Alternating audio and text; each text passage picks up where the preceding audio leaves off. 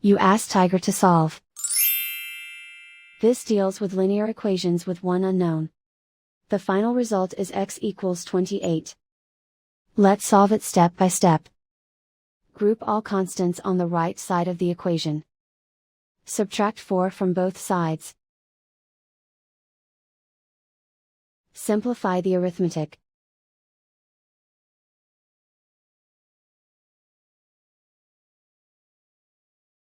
Isolate the x. Multiply both sides by inverse fraction 7/3.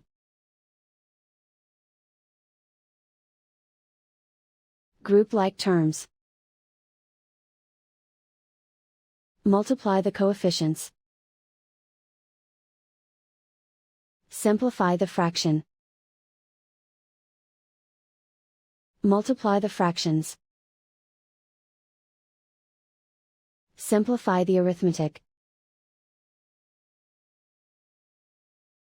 And so the final result is x equals 28.